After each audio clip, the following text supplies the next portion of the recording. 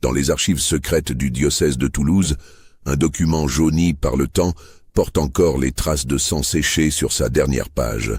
Il s'agit du témoignage de sœur Marguerite Alphonsine Beaumont, professeure remplaçante au pensionnat Sainte-Thérèse de l'Enfant Jésus, écrit en 1847, avant sa mystérieuse disparition. Ce qu'elle y révèle sur la famille Miramont et leur méthode pédagogique défie toute compréhension humaine et remet en question 3 siècles de réputation immaculée. Avant de poursuivre cette histoire qui vous glacera le sang, abonnez-vous à la chaîne et dites-moi en commentaire de quelle ville vous nous écoutez ce soir. Votre présence nous accompagne dans cette descente aux enfers de l'histoire religieuse française. Au cœur de la Gascogne, là où les collines ondulent comme des vagues pétrifiées sous le soleil implacable du sud-ouest, s'élevait depuis 3 siècles le pensionnat Sainte-Thérèse de l'Enfant Jésus. Cette imposante bâtisse de pierre blonde, aux fenêtres étroites comme des meurtrières, dominait la vallée de Coursan de ses 4 tours octogonales. Ses murs épais de 2 mètres gardaient jalousement les secrets de générations de jeunes filles issues de la noblesse provinciale et de la bourgeoisie montante. La région, marquée par les guerres de religion du XVIe siècle, avait conservé une ferveur catholique particulièrement intense. Les cicatrices laissées par les affrontements entre catholiques et huguenots alimentaient encore la méfiance envers tout ce qui pouvait ressembler à une déviance religieuse. Dans ce contexte, les établissements comme Sainte-Thérèse jouissaient d'une autorité morale incontestable et d'une protection quasi-féodale. Les Miramont régnaient sur cette institution depuis 1542, quand le cardinal Henri de Miramont avait fait don de ses terres à l'Église pour y fonder un couvent-école destiné à l'éducation des filles de bonne famille. La devise familiale, gravée au-dessus de la porte principale, proclamait « Per aspera ad sanctitatem » par les épreuves vers la sainteté. Ces mots, que des centaines de pensionnaires avaient lus en franchissant le seuil, prendraient une résonance sinistre au fil des siècles. 300 ans plus tard, en 1847, cette lignée maudite comptait encore parmi ses rangs le cardinal Augustin de Miramont, protecteur officiel du pensionnat et membre influent de la curie romaine, et son frère cadet, Monseigneur Théophile de Miramont, qui dirigeait l'établissement d'une main de fer depuis 23 ans. Les 2 hommes, âgés respectivement de 62 et 58 ans, incarnaient la tradition familiale avec une dévotion qui confondait le sacré et l'obsession. La réputation de Sainte-Thérèse était sans tache dans toute la France méridionale. Les familles les plus respectables de la région se disputaient l'honneur d'y placer leurs filles, payant des sommes considérables pour garantir une éducation que l'on disait transformatrice.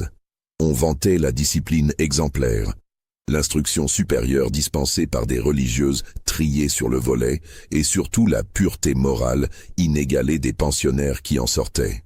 Aucune jeune fille n'avait jamais quitté l'institution sans être devenue un modèle de vertu chrétienne, une épouse exemplaire ou une religieuse dévouée.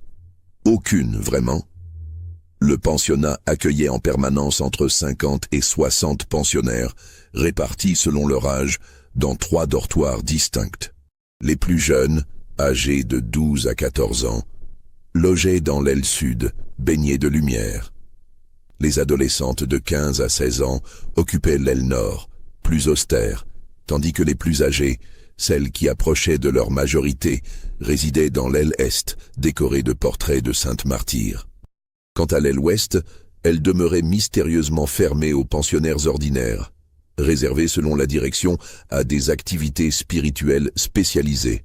L'automne 1847 fut particulièrement rigoureux dans la région. Les premières gelées arrivèrent dès octobre, transformant les jardins du pensionnat en un labyrinthe de statues végétales givrées. Les vignes qui s'accrochaient aux murs de l'établissement prirent des teintes pourpres qui évoquaient étrangement du sang séché. C'est dans cette atmosphère lugubre que sœur Marguerite Alphonsine Beaumont arriva pour remplacer temporairement sœur Angélique Marie, subitement rappelée auprès de sa famille mourante, selon la version officielle transmise aux pensionnaires.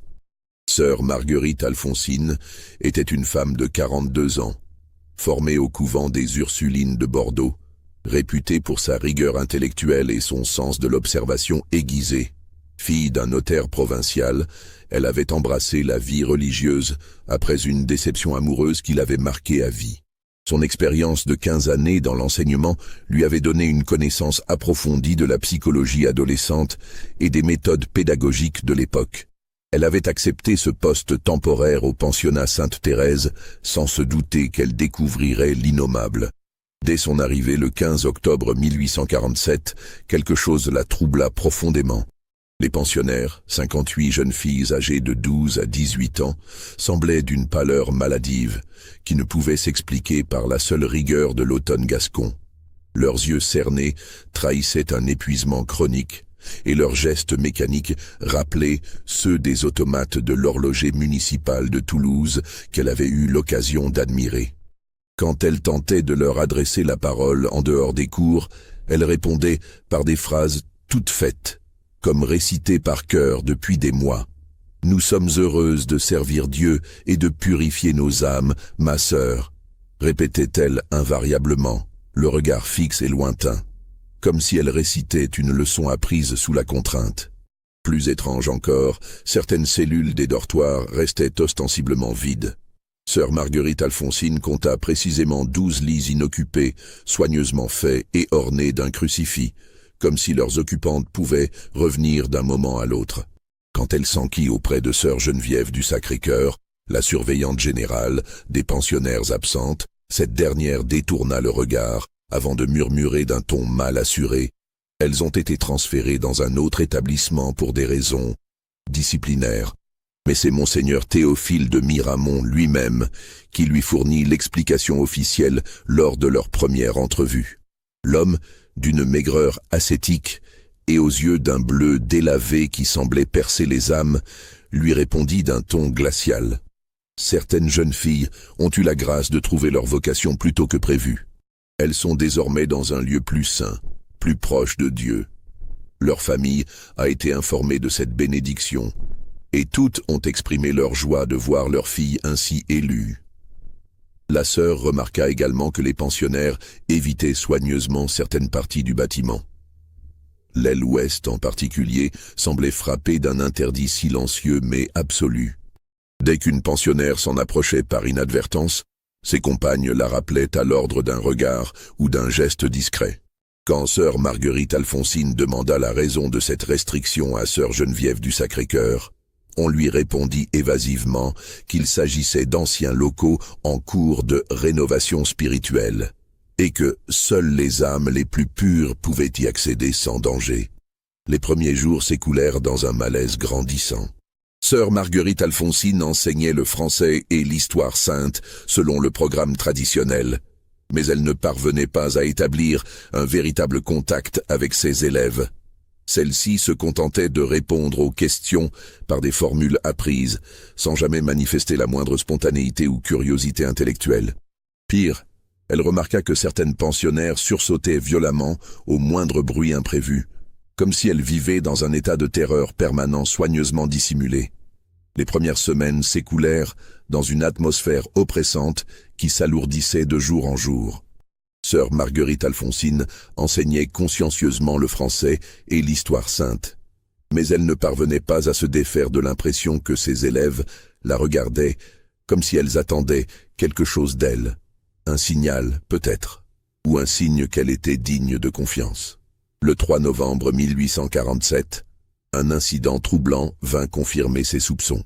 Pendant un cours sur les vies de saintes, elle évoqua Sainte Blandine et les martyrs de Lyon.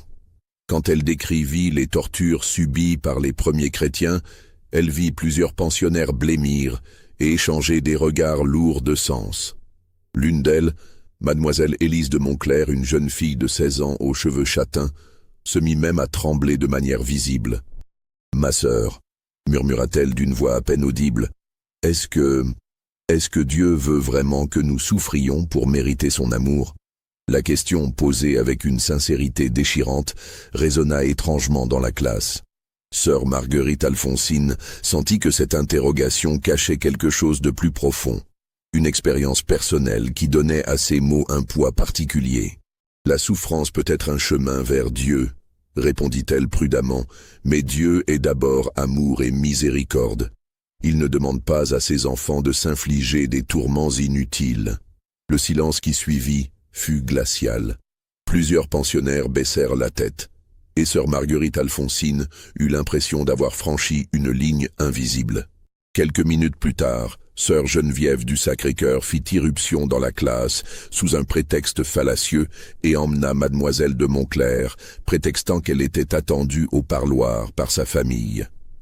La jeune fille ne reparut en classe que 3 jours plus tard, encore plus pâle qu'auparavant, et portant des bandages aux poignets qu'elle tentait de dissimuler sous ses manches. Quand sœur Marguerite Alphonsine s'enquit de sa santé, elle répondit d'une voix atone « J'ai eu la grâce de mieux comprendre l'amour de Dieu. Mes souffrances ne sont rien comparées à celles du Christ. » Cette réponse d'une maturité troublante chez une adolescente fit frissonner la religieuse. Elle commença à observer plus attentivement ses élèves et remarqua d'autres détails inquiétants. Des ecchymoses mal dissimulées, des gestes de protection instinctifs quand on s'approchait d'elle. Et surtout cette obéissance mécanique qui semblait née de la terreur plutôt que de la piété.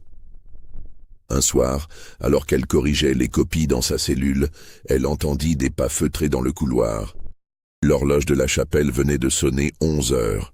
Heure à laquelle toute activité était censée avoir cessé dans l'établissement. Intriguée, elle entr'ouvrit sa porte et aperçut une procession silencieuse qui la glaça d'effroi. Monseigneur Théophile de Miramont, vêtu d'une aube noire qu'elle ne lui avait jamais vu porter et qui contrastait étrangement avec le blanc traditionnel des vêtements liturgiques, menait un groupe d'une dizaine de pensionnaires vers l'aile ouest. Les jeunes filles, pieds nus sur les dalles froides malgré le froid de novembre, portaient des cierges et avançaient les yeux baissés. Leurs lèvres remuaient silencieusement, comme si elles priaient ou imploraient. Le plus troublant était l'expression de ces visages adolescents, figés dans une résignation qui n'avait rien de l'acceptation sereine que devrait inspirer la foi. C'était plutôt la soumission de ceux qui ont renoncé à lutter, l'abandon de ceux qui savent que toute résistance est vaine. Cette vision nocturne la hanta pendant des jours. Elle tenta de questionner discrètement les pensionnaires qui avaient participé à cette procession, mais leur mutisme était total. Pire, elle remarqua que celle-ci semblait encore plus épuisée que les autres les jours suivants. Leurs mains tremblaient légèrement pendant les cours, et certaines portaient de étranges marques rougeâtres sur les poignets et les chevilles, comme si elles avaient été entravées. C'est en fouillant dans le bureau qui lui avait été attribué, celui de sœur Angélique Marie, sa prédécesseur mystérieusement disparue, qu'elle fit sa première découverte véritablement troublante. Derrière une lame de parquet mal fixée, dissimulée avec un soin qui trahissait l'urgence et la peur, elle trouva un cahier relié en cuir noir. L'écriture était celle de sa prédécesseur, mais les mots qu'elle y lisait la glacèrent d'horreur et remirent en question tout ce qu'elle croyait savoir sur le pensionnat Sainte-Thérèse. Le journal de sœur Angélique Marie commençait de manière parfaitement anodine par des réflexions sur l'enseignement et la discipline datées de janvier 1847. Les premières pages évoquaient les difficultés habituelles d'une religieuse enseignante. Pensionnaires récalcitrantes, leçons difficiles à faire assimiler, surveillance des dortoirs. Mais au fil des pages, le ton changeait dramatiquement, révélant une réalité de plus en plus cauchemardesque. L'entrée du 15 mars 1847 marquait un tournant. Aujourd'hui, j'ai été témoin de ce que Monseigneur Théophile appelle la pédagogie nouvelle.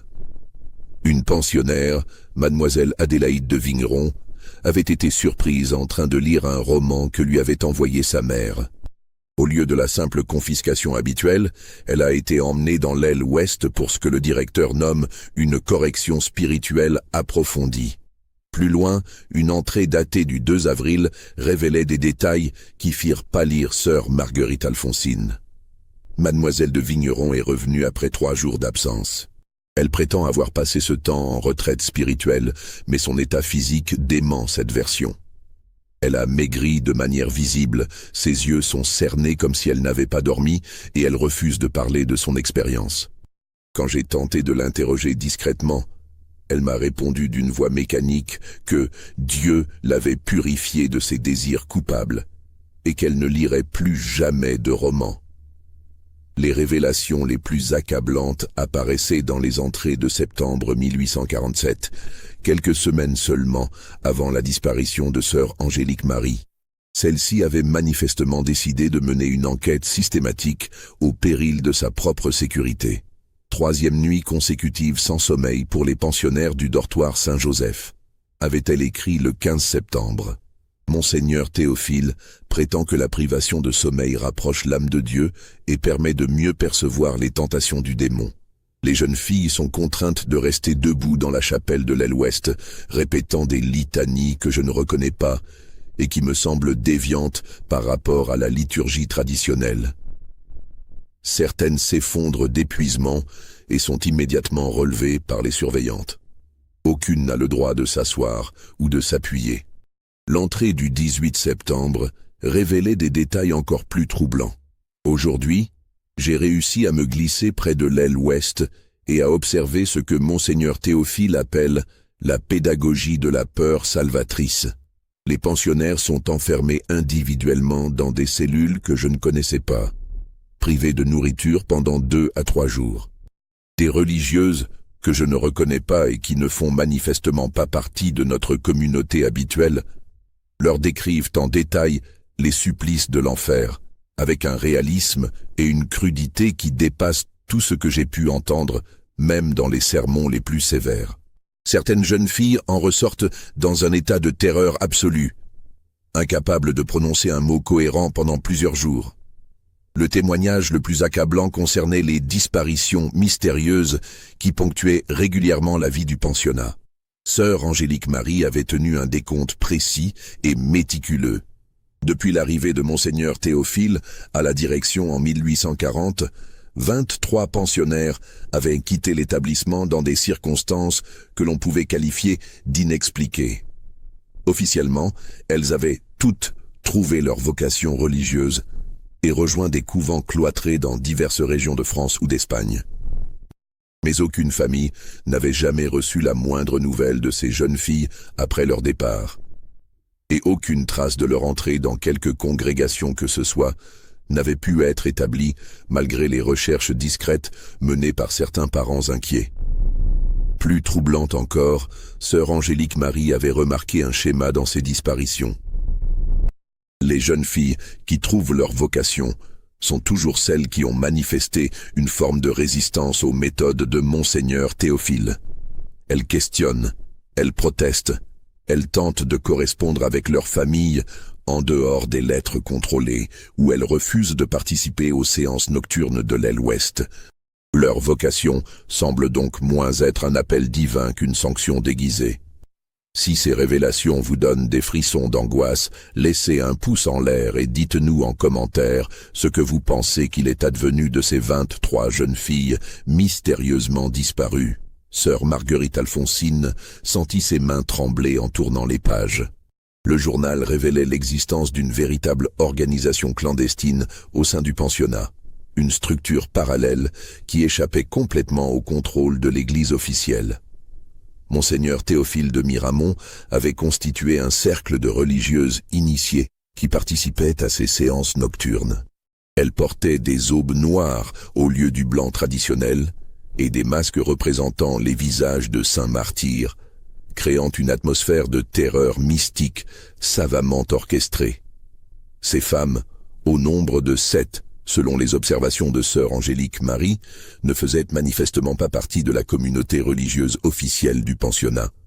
Elles apparaissaient à la nuit et disparaissaient avant l'aube, comme des ombres maudites.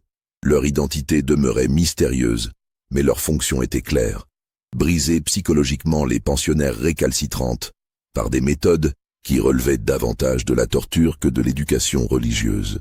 Le journal décrivait également l'existence d'un système de récompense et de punition d'une sophistication diabolique. Les pensionnaires dociles bénéficiaient de privilèges mineurs mais significatifs dans l'univers carcéral du pensionnat.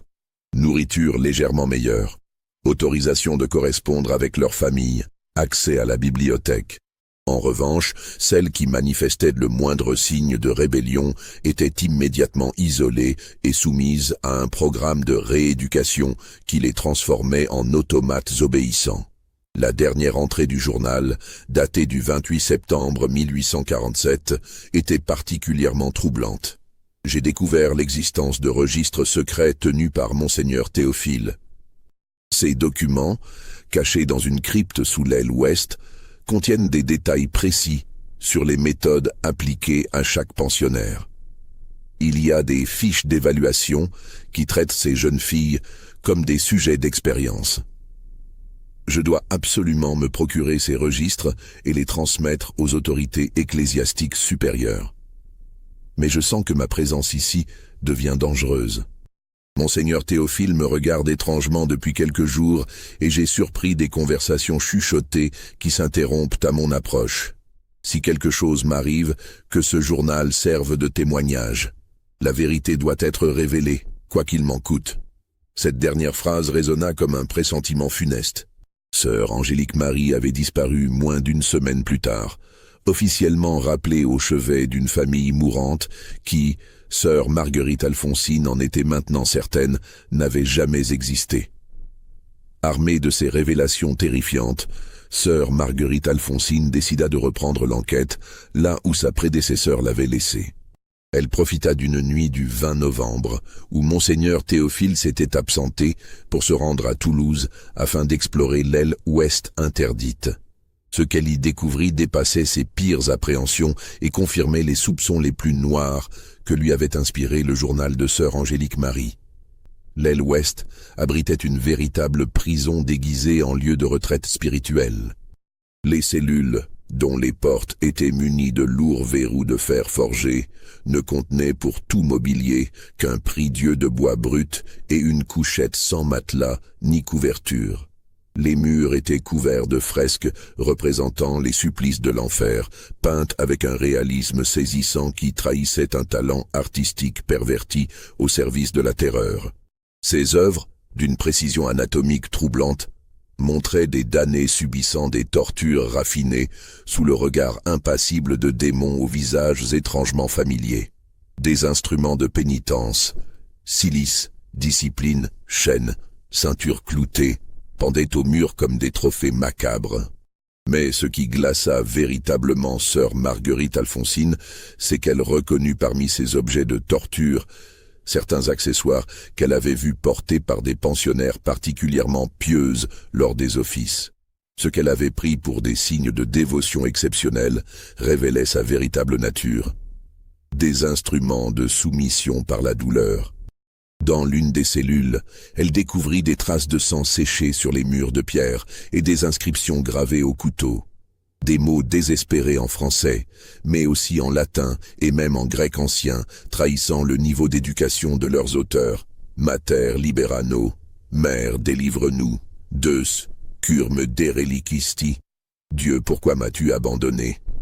Et plus troublant encore, nos sumu viginti tre, nous sommes 23, chiffre qui correspondait exactement au décompte établi par sœur Angélique Marie. Mais c'est dans la chapelle de l'aile ouest que sœur Marguerite Alphonsine fit la découverte la plus horrifiante. Cette chapelle, consacrée officiellement à saint Barthélemy, patron des martyrs écorchés vifs, présentait une architecture déroutante.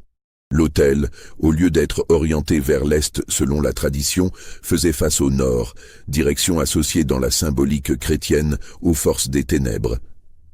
Les vitraux, au lieu de représenter des scènes édifiantes, montrèrent des martyrs dans leurs derniers instants, avec une insistance morbide sur la souffrance physique. Derrière l'autel, dissimulé par une tapisserie représentant le supplice de sainte Agathe, une trappe menait à une crypte souterraine. Les marches de pierre usées témoignaient d'un passage fréquent, et l'air vicié qui s'en échappait portait une odeur de moisi et de quelque chose de plus inquiétant. Une odeur douceâtre et écœurante que sœur Marguerite Alphonsine ne parvenait pas à identifier, mais qui lui soulevait le cœur. Dans cette crypte, éclairée par des cierges de cire noire, elle découvrit les registres secrets mentionnés dans le journal de sœur Angélique Marie. Ces documents, méticuleusement tenus par Monseigneur Théophile lui-même dans une écriture gothique serrée, révélaient l'existence d'un véritable programme de rééducation spirituelle appliqué aux pensionnaires jugés récalcitrantes ou impures. Les méthodes décrites glaçaient le sang par leur froideur clinique et leur sophistication psychologique. Le premier registre, intitulé « Protocole de purification », détaillait des techniques de conditionnement qui n'avaient rien à envier aux méthodes développées dans les asiles d'aliénés les plus sinistres de l'époque. Privation de sommeil et de nourriture, exposition à des températures extrêmes, séances de terreur psychologique où les jeunes filles étaient confrontées à des mises en scène de leur propre mort, tout était consigné avec une précision scientifique révoltante. Les registres contenaient également des fiches d'évaluation pour chaque pensionnaire passé par le système de purification. Sœur Marguerite Alphonsine y lut des commentaires d'une froideur clinique qui la révoltèrent. Sujet numéro 47, Élise de Montclair, résistance aux méthodes traditionnelles, attachement persistant aux lectures profanes. Recommandation, transfert en cellule d'isolement prolongé avec exposition aux fresques punitives, durée prévisionnelle 15 jours. Ou encore, sujet numéro 23, Adélaïde de Vigneron, signe de défaillance mentale après 3 semaines de traitement intensif, hallucinations auditives confirmées. Évolution favorable vers la soumission totale. Maintenir la surveillance psychologique. Le plus troublant était la froideur avec laquelle ces documents traitaient de la destruction méthodique de personnalités adolescentes. Chaque pensionnaire était réduit à un numéro, ses réactions analysées comme celles d'un cobaye de laboratoire, ses résistances brisées par des méthodes d'une cruauté raffinée. Le 15 décembre 1847, sœur Marguerite Alphonsine assista malgré elle à une séance de purification qui la marqua à vie et lui révéla toute l'étendue de l'horreur orchestrée par les Miramont. Cachée dans l'ombre d'un pilier de la crypte, elle vit Monseigneur Théophile et ses complices soumettre une jeune fille de 16 ans, mademoiselle Joséphine de Beauregard, à un rituel d'une cruauté inouïe qui dépassait tout ce qu'elle avait pu imaginer. Mademoiselle de Beauregard, fille d'un baron de la région, avait été surprise en possession d'une lettre d'amour écrite par le fils du notaire de son village natal. Cette correspondance innocente, découverte lors d'une fouille systématique des affaires personnelles, avait été considérée par Monseigneur Théophile comme un signe d'impureté morale nécessitant une intervention drastique. La pensionnaire, accusée d'avoir souillé son âme par des pensées charnelles, était contrainte de revivre sa faute devant une assemblée de religieuses masquées dans la chapelle souterraine. Mais cette reconstitution prenait la forme d'un véritable cauchemar éveillé, d'une mise en scène théâtrale conçue pour détruire psychologiquement la jeune fille. On avait construit un décor complexe où mademoiselle de Beauregard était confrontée à un acteur, un homme d'une trentaine d'années qu'elle ne connaissait pas, mais qui avait été instruit dans les moindres détails de sa correspondance secrète. Cet homme, vêtu en bourgeois provincial, incarnait son prétendu amoureux avec un réalisme saisissant, reprenant mot pour mot des passages de leurs lettres échangées. La scène, d'un réalisme troublant, était conçue pour briser méthodiquement la psyché de la pensionnaire. L'acteur, suivant un script minutieusement préparé par Monseigneur Théophile, commençait par séduire la jeune fille avec des mots tendres qu'elle avait effectivement reçus. Puis, progressivement, il transformait cette tendresse en manipulation perverse, l'accusant d'être une créature de perdition qui avait tenté de le corrompre par ses instincts démoniaques. La mise en scène atteignait son paroxysme quand l'acteur, se transformant soudain en accusateur impitoyable, rejetait violemment mademoiselle de Beauregard en proclamant qu'elle était marquée par le péché et qu'aucun homme honorable ne pourrait jamais l'aimer. Ces mots, prononcés avec une conviction théâtrale saisissante, étaient accompagnés de gestes de dégoût et de rejet qui semblaient authentiques. La jeune fille, épuisée par des semaines de privation et de terreur psychologique, sombrait peu à peu dans un état de délire où elle ne distinguait plus la réalité de la mise en scène. Sœur Marguerite Alphonsine, horrifiée, la vit s'effondrer en larmes avant de sombrer dans une crise de nerfs qui la laissa prostrée sur le sol de pierre froide. Mais au lieu de la secourir, Monseigneur Théophile déclara d'une voix satisfaite que l'âme de la pécheresse était enfin prête à accueillir la grâce divine et que la douleur salvatrice avait purifié son cœur des souillures terrestres. La jeune fille fut emmenée par les religieuses masquées vers une cellule d'isolement, et sœur Marguerite Alphonsine ne la revit jamais. Le lendemain matin, quand elle s'enquit discrètement de mademoiselle de Beauregard auprès de sœur Geneviève du Sacré-Cœur, on lui répondit avec le sourire béat des bien-pensants que la jeune fille avait trouvé sa vocation au cours de la nuit et rejoint un couvent contemplatif dans les Pyrénées. Sa famille avait été informée de cette bénédiction et avait exprimé sa joie de voir leur fille ainsi élue par la Providence. Mais sœur Marguerite Alphonsine avait lu dans les registres secrets que cette même phrase, mot pour mot, avait été utilisée pour expliquer les 23 autres disparitions. Elle comprit avec une horreur grandissante qu'elle venait d'assister à la dernière étape d'un processus de destruction systématique qui transformait des jeunes filles vivantes en vocations mystérieuses. Cette nuit-là, elle ne put fermer l'œil. Les images de mademoiselle de Beauregard, brisées par cette mise en scène diabolique, la hantaient. Elle réalisa que derrière la façade respectable du pensionnat Sainte-Thérèse se cachait une machine à broyer les âmes, dirigée par des hommes qui avaient perverti leur mission religieuse au service d'obsessions malsaines. Au cours des jours suivants, elle tenta de rassembler d'autres preuves, interrogeant discrètement les pensionnaires les plus jeunes qui n'avaient pas encore été initiés aux méthodes de l'aile ouest. Ce qu'elle apprit la convainquit que l'horreur était encore plus profonde qu'elle ne l'avait imaginé. Les nouvelles arrivantes subissaient un processus de conditionnement progressif. D'abord, on les isolait de leurs compagnes sous prétexte d'adaptation. Puis on leur imposait des jeûnes purificateurs et des veilles spirituelles qui épuisaient leurs défenses psychologiques. Enfin, on les confrontait à des révélations sur leur nature pécheresse qui les préparaient à accepter les traitements les plus extrêmes comme des bénédictions divines. Certaines pensionnaires, les plus résistantes ou les plus intelligentes, tentaient de s'opposer à ce système. C'était précisément celles-là qui finissaient par trouver leur vocation dans des circonstances mystérieuses. Les autres, brisées par le processus, devenaient ces automates obéissants que sœur Marguerite Alphonsine avait remarqués dès son arrivée. Confrontée à l'ampleur de l'horreur et comprenant que sa propre sécurité était menacée, sœur Marguerite Alphonsine prit la décision courageuse, mais naïve, de rassembler toutes les preuves qu'elle avait découvertes et de les envoyer directement à l'évêque de Toulouse. Elle ignorait que le cardinal Augustin de Miramont, frère de Monseigneur Théophile et protecteur officiel du pensionnat, était justement l'homme qui recevrait sa dénonciation et déterminerait les suites à y donner. Dans une lettre de 10 pages rédigée d'une écriture nerveuse mais précise, elle détailla tout ce qu'elle avait découvert. Les cellules de torture, les registres secrets, les méthodes de conditionnement, les disparitions inexpliquées. Elle joignit à ce témoignage le journal de sœur Angélique Marie et des copies des pages les plus accablantes des registres tenus par Monseigneur Théophile. « Monseigneur, écrivit-elle en conclusion, je place ma confiance en la justice divine et en votre haute autorité morale. Ce que j'ai découvert au pensionnat Sainte-Thérèse dépasse l'entendement humain et constitue une perversion absolue de la mission éducatrice de l'Église. Des jeunes filles innocentes sont torturées au nom de la foi, et certaines ont disparu dans des circonstances que je ne puis qualifier autrement que de criminelles.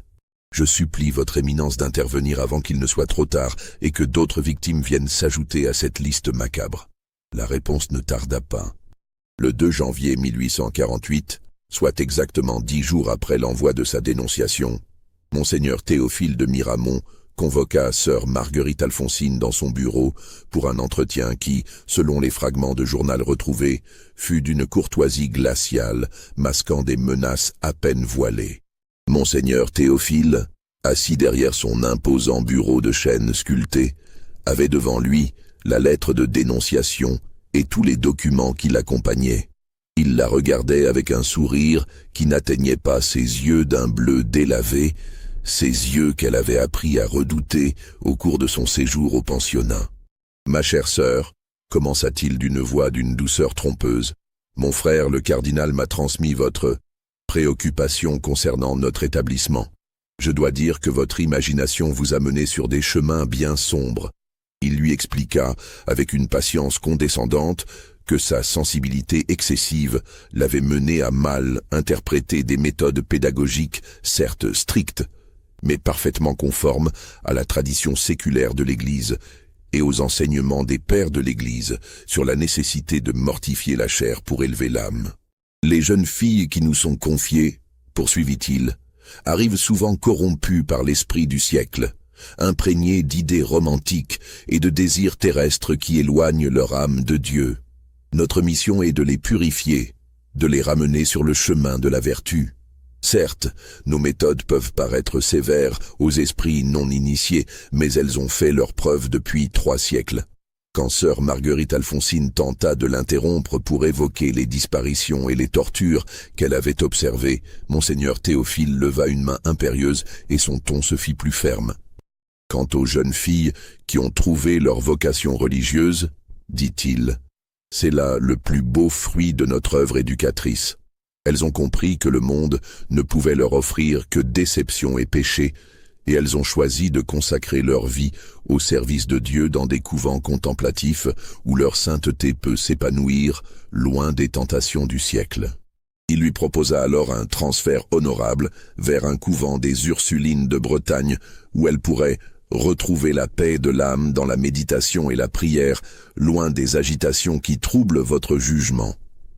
Face à son refus catégorique, le masque de courtoisie tomba et le véritable visage de l'homme apparut. « Vous êtes une femme intelligente, ma sœur, » lui dit-il d'une voix devenue glaciale. « Vous comprenez certainement que certaines vérités ne sont pas bonnes à dire. L'Église a ses mystères et la famille Miramont a ses traditions. Depuis 3 siècles, nous œuvrons pour la plus grande gloire de Dieu à notre manière, avec l'approbation des plus hautes autorités ecclésiastiques. Qui êtes-vous pour remettre en question cette œuvre sacrée ?» Il se leva de son fauteuil et s'approcha d'elle, sa haute silhouette projetant une ombre menaçante dans le bureau éclairé par des chandelles. « Mon frère le cardinal, » poursuivit-il, « occupe des fonctions très importantes au Vatican. Il a l'oreille du Saint-Père lui-même.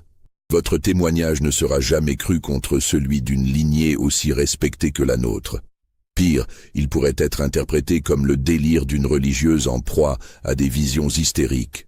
Vous savez ce qu'il advient des religieuses hystériques, n'est-ce pas?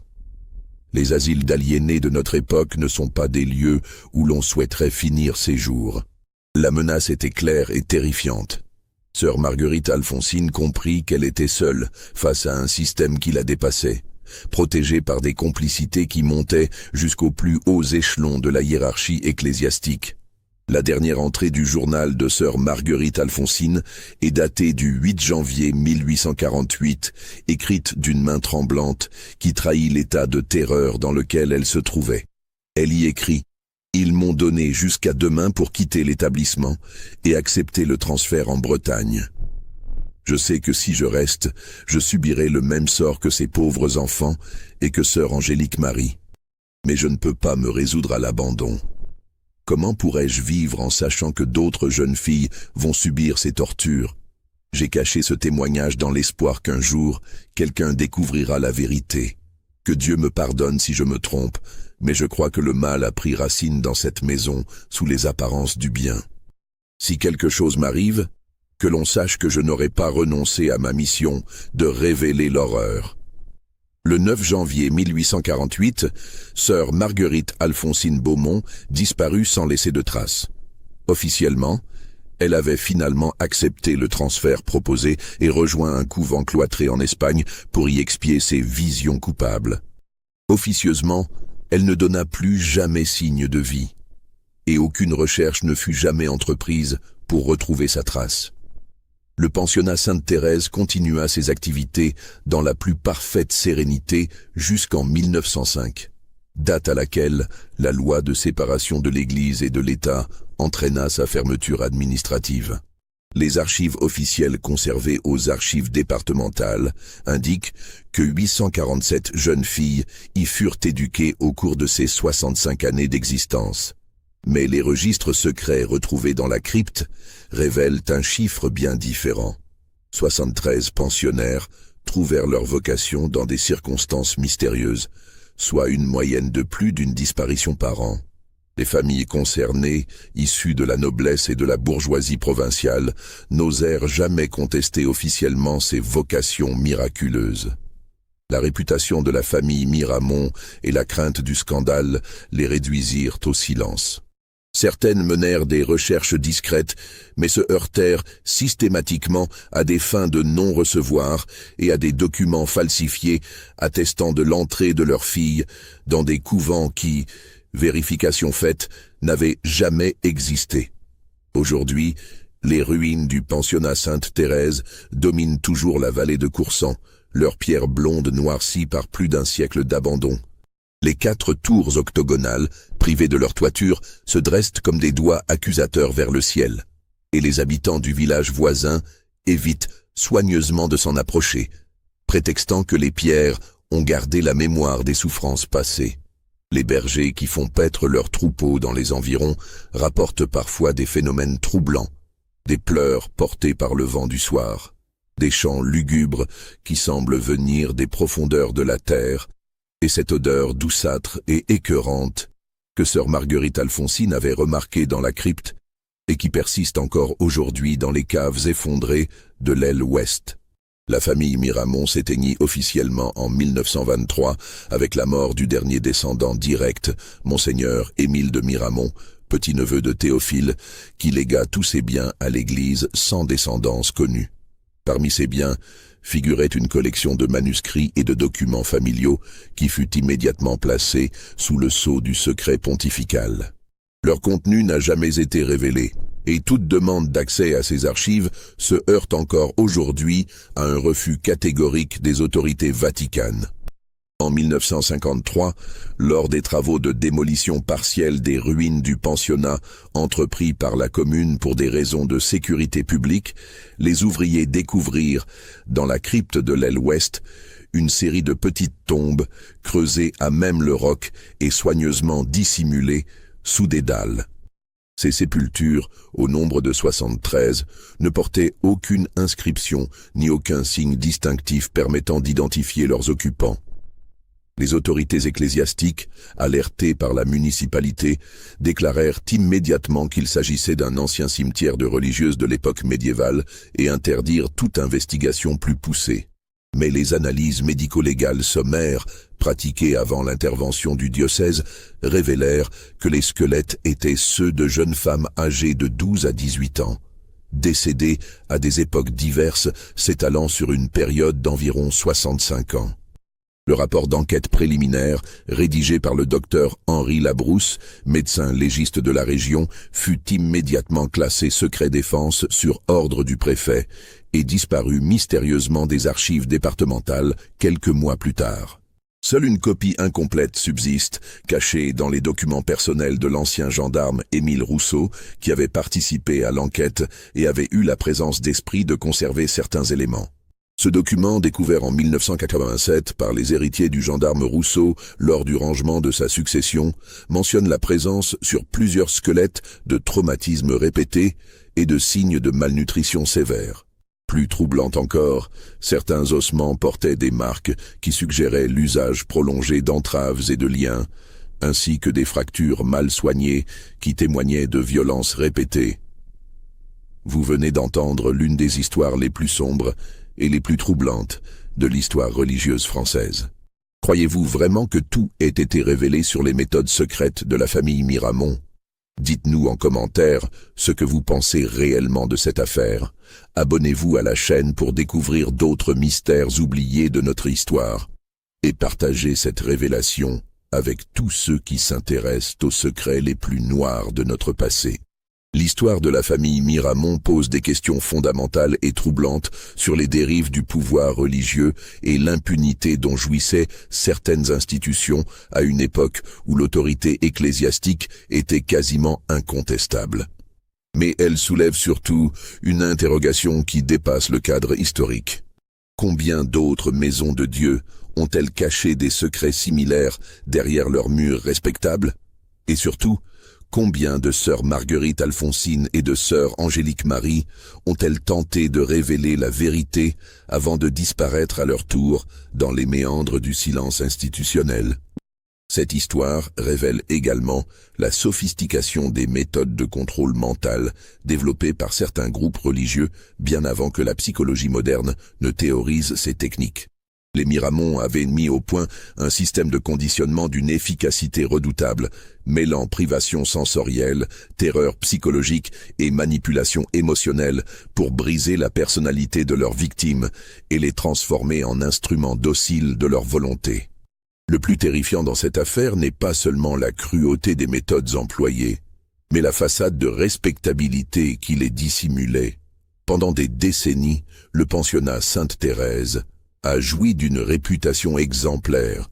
Ces méthodes ont été vantées par les familles les plus influentes de la région, et ses dirigeants ont été honorés par les plus hautes autorités religieuses.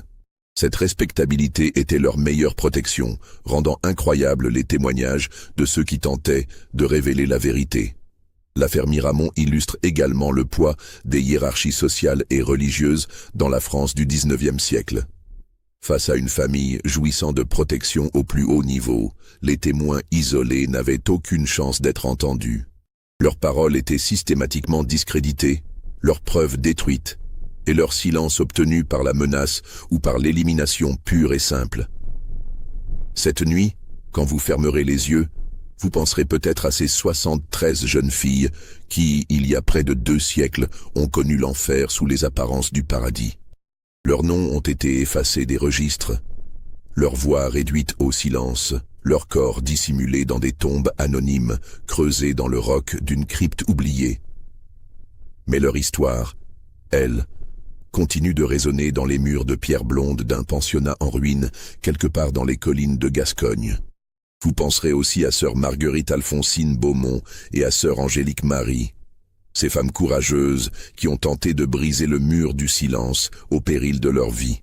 Leur sacrifice n'aura pas été vain si leur témoignage, miraculeusement préservé dans les archives secrètes du diocèse, permet aujourd'hui de révéler une vérité trop longtemps occultée. Car certaines vérités, même enfouies sous des siècles de silence et protégées par les plus hautes autorités, finissent toujours par ressurgir, et la famille Miramon, malgré tous ses efforts pour emporter ses secrets dans la tombe, n'a pas réussi à faire disparaître définitivement les traces de ses crimes. Aujourd'hui encore, des questions demeurent sans réponse. Que sont devenues exactement ces 73 jeunes filles? Comment ont-elles trouvé la mort? Leurs familles ont-elles vraiment cru aux explications officielles ou ont-elles été contraintes au silence par des moyens que nous ne pouvons qu'imaginer? Et surtout, d'autres institutions similaires ont-elles existé, dirigées par d'autres familles aussi respectables en apparence que les Miramon? Les archives du Vatican renferment peut-être les réponses à ces questions. Mais tant que les documents de la famille Miramon resteront sous le sceau du secret pontifical, une partie de la vérité demeurera cachée. Et quelque part, dans les ruines silencieuses du pensionnat Sainte-Thérèse, le vent continue de porter les échos d'une tragédie que l'histoire officielle a préféré oublier.